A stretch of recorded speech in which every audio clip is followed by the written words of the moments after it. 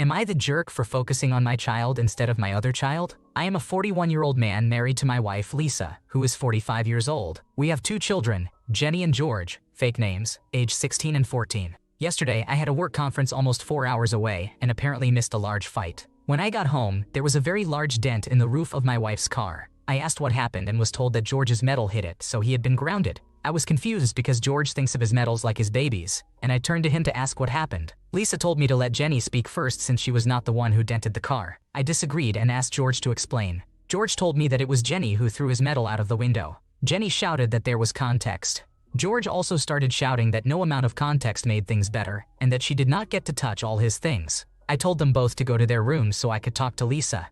George, still mad and saying that Lisa had only asked Jenny what happened, went to his room. Lisa told me that Jenny went into George's room, looking to borrow his headphones. George did not want to give Jenny his headphones but agreed. Then Jenny asked where they were, at which point George called her a bunch of rude names and told her she could look for them herself. Jenny proceeded to do that and found a drawer of his medals. She decided to tease him by dangling them out of the window, but when George tried to stop her, it fell out. I asked why Jenny had not also been grounded, and Lisa argued that it was his stuff and he was responsible for it. I did not agree with this argument, but tensions were high, so I decided to go talk to George instead since I guessed he would be hurting. George told me his own version of events, which sounded a bit more believable to me. I spent about an hour comforting him about his medals and assuring him that no, Lisa was not playing favorites, and yes, he could keep his stuff. This morning, Lisa told me I should have spent an equal amount of time with both children to dispel the favoritism idea, and that I was wrong for not talking to Jenny as well. I do not know. Am I the jerk? So according to your wife Lisa's logic, if you were to take one of her high-heeled shoes and use it to smash all the windows in the house, then all the damage would be her responsibility because it was her shoe that caused the damage. That logic doesn't hold up. It sounds like the wife favors the daughter and is being a little hypocritical. The son shouldn't be in trouble for the damage caused by the daughter. Am I the jerk for not telling my family I was in dance classes? I am a 17-year-old male, the oldest in my family, and I have 3 younger siblings. A 15-year-old male, a 14-year-old female, and a 12-year-old female. I always had a good relationship with my siblings and my parents. My parents always told me I was the best older sibling and how they loved that I never said no to doing stuff with my siblings. Whether it was video games, football, or martial arts, my parents always encouraged inclusion and doing things together. Sometimes it could be a little much, but I never liked saying anything because I knew it made my parents proud. Being the best big brother was all I had that was me. My siblings were always better at the things we did together, and even stuff that started as my thing became their thing more. Sometimes this led to unfairness. For example, if someone was doing well in their video game, they could play longer. I am not that good at video games, I just enjoy them. So that means I get less time to play, or I am always the first out if we play together. I never cared as much about football. That was something my parents wanted me and my brother in, but it was still difficult to hear that I should be more talented like him. Anything I expressed an interest in, my parents would ask if I was okay with including my siblings, but they would always add that they knew with me being the best brother, I would not say no. So I would say yes because again, it was the one thing I had going for me, it felt like. My siblings had their things that were just for them though. 2 years ago, my friend talked about this place near him that did free dance classes. He went and asked if I wanted to go.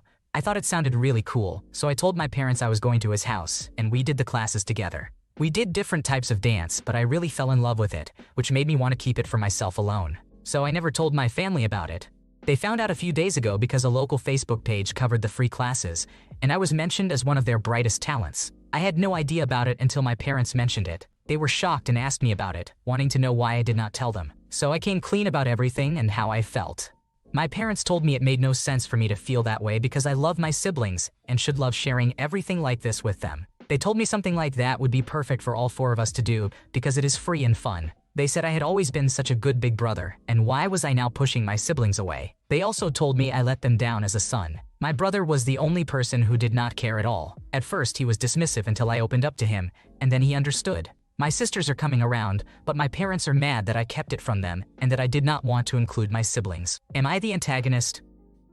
You are not in the wrong. Everyone has the right to have hobbies and interests of their own without being used as a perpetual childminder.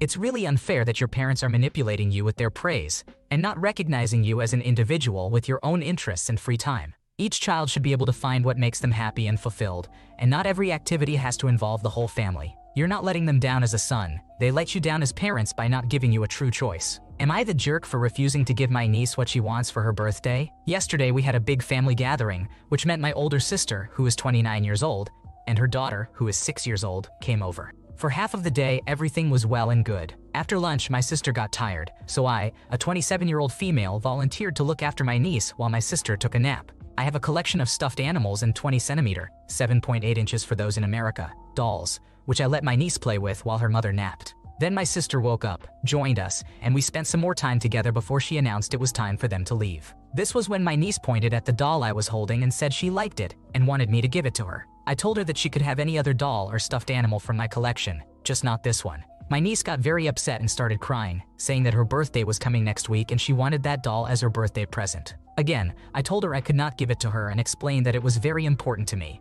I did not tell my niece in detail why the doll is important to me because she is still too young to understand. I have had this doll for a long time, back in the darkest time of my life when nothing seemed to go right for me. I was advised to find an outlet, letting out my thoughts either in the form of writing or drawing. One of my drawings was the design for the doll. I spent a lot of time with it, shading it, coloring it, and all that. Then I got the idea of turning the drawing into something physical. I searched and eventually found someone I trusted who could help me with this. For months, we worked together, choosing the materials, fabrics, and threads to make my doll's body, hair, and eyes. A lot of money was spent. The process helped my mind be in a better place, and the result was so worth it. I was so happy the day I had him in my hands, and since then, he has been my emotional support doll. Whenever I look at him, I feel like I can overcome everything. So yes, he is very important to me. My sister told me maybe it was time for me to let go of him. Again, I told them I could give my niece any other dolls and stuffed animals she wanted, just not this one. My niece cried harder and started screaming. My sister told me I was being an overgrown child and that I needed to act my age and stop clinging to a toy.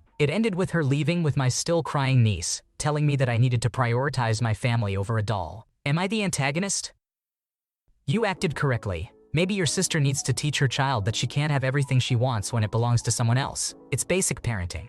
Your niece needs to learn that other people's needs and wants have to be considered too, or she's going to grow into an absolute monster. It sounds like your sister already has her on that path. Am I the jerk for telling my obesity-enabling stepmom that she's ruining her child's life? I, a 22-year-old female, have a stepmother who is 40 years old. She has an 11-year-old child with my father. Let's call him Cal. My half-brother Cal is obese, weighing 79 kilograms. Cal is an extremely picky eater. There are only a few dishes that he eats. One of these is French fries. He eats fries as a meal, not as a side, and the quantity is equivalent to about 2.5 packs of McDonald's large fries. In an average week, he ends up eating fries 6 to 8 times. Other meals typically consist of rice with some sort of gravy or curry, topped with lots of potato chips for the crunch. There are literally no vegetables or fruits in his diet, apart from an occasional apple. He does not eat chicken, eggs, meat, fish, or any other type of protein, except for the big tall glass of chocolate milk he has every day, which is packed with sugar. My stepmother, who is also obese, has allowed this to go on for 11 years without ever trying to change his eating habits. She has never put in the effort to get him to try new and healthy foods. She asks once or twice, but when he begins to throw tantrums, she gives in. I have told her multiple times that she should just let him stay hungry for a few meals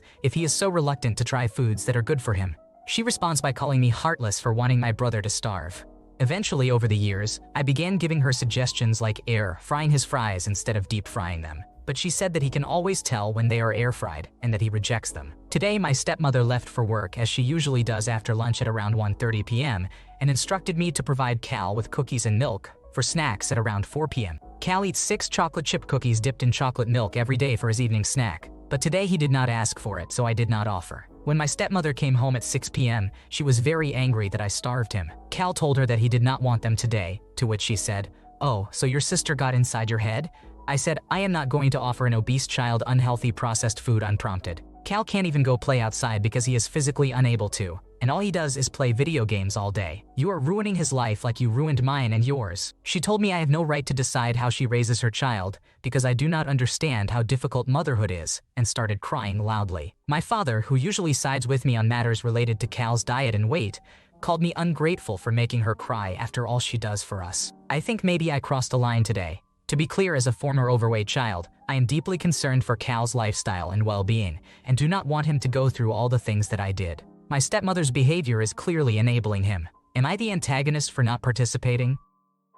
You are not the problem. Your stepmom is a real piece of work for letting him get to this point. When everyone is dating and finding their confidence, he'll be in the corner hiding because of his weight. There's no way anyone would want to be part of that enabling. Am I the jerk for having an argument with my spouse for excluding themselves and then being upset about it? Background: My wife and I have recently joined a new company together. I joined in February and she joined 6 weeks ago. When I joined, I struggled to find people to be friends with until I discovered a work social group that plays board games together once a month in the evening. I have become friends with them, even though I do not work directly with them. Fast forward to this week and I invited my wife, who is extroverted, to board game night for the first time. She was not entirely sure about it, but she decided to join as I invited her, and she actually enjoys playing games. We went last night, and there were 2 groups playing different games. We played a few different games with Group 1 for about 3 hours, which we both really enjoyed. Then, our group decided to split and play 2 4-player games. My wife and I went with 2 others who had wanted to play a specific game all night, so we agreed to join in. However, when setting it up, my wife decided it was a bit too complex for her,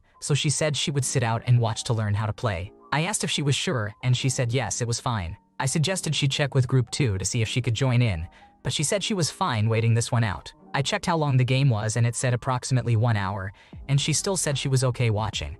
So the other 2 and I started playing, and about 30 minutes into the game, my wife walked out of the room. I did not realize this immediately as I was quite focused on learning the game, but I texted her soon after when I realized and asked if she was okay. She said she was watching Netflix on her phone and she was okay. I continued playing for another 30 minutes, but the game did not look like it was finishing. So I told the other 2 that it was getting late and I was going to leave and find my wife. I found her, and this is where it kicked off. She was upset that she felt excluded because she did not want to play that game, and I did not suggest to Group 1A that we play something else instead. She felt the decision was out of her hands on what to play because Group 1B was already a 4-person game and Group 2 was mid-game. She did not feel comfortable saying anything herself as she was new to these people, which surprised me as she is extroverted. Even I would have done something as an introvert if my only other choice was to sit out, so I did not pick up on her feeling uncomfortable. We had an argument about this, with me saying she needs to be more clear and not just do the typical, "I'm fine, it's fine." Even if she just told me and not announced it that she wanted to play something else, I would have done more about it. She was annoyed that I should have picked up on her hints and stepped in, as she would never let someone sit out and watch. So I might be the antagonist because I did not get her hints, and I should not be annoyed with how she felt about being excluded. I think you are not in the wrong here. You're her husband, not a mind reader. She should have spoken up if she didn't want to play and suggested something else. Her actions led to her feeling excluded, not yours. Trusting that she knows her own mind and can communicate her feelings is reasonable. Am I the jerk for not inviting my stepmom, the woman my dad had an affair with, to my small wedding? My dad and stepmother got married earlier this year. They met when I was in high school, and she was my parents' foreign language teacher. She is about 10 years older than I am and became a foreign language tutor for me as well.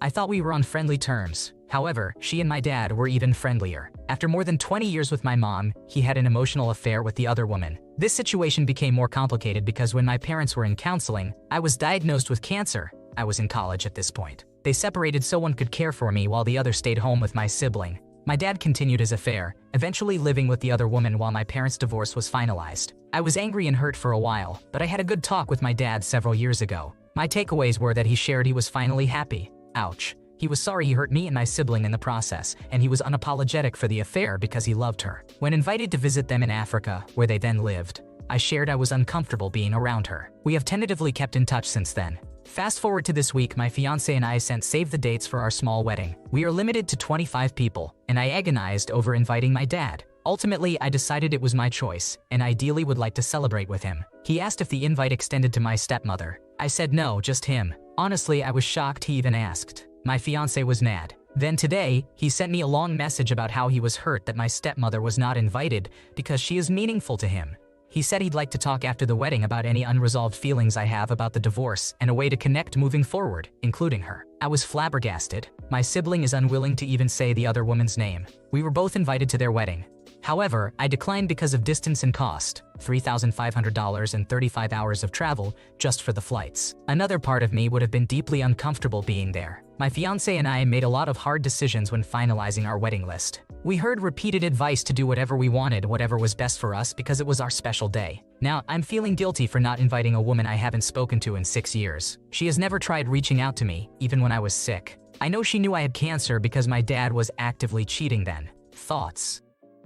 You are not to blame. It's mind-boggling that they expect to be invited to the wedding as a couple when nothing has been properly dealt with emotionally. They haven't earned an invite as a couple, and if your dad chooses not to attend because his partner isn't invited, that's on him. You're not obligated to play happy family just because this is a monumental occasion for you. Thanks for watching. When you subscribe, make sure to hit the bell to turn on notifications so you never miss a video. To finish listening to all the stories, check out the playlist in the description.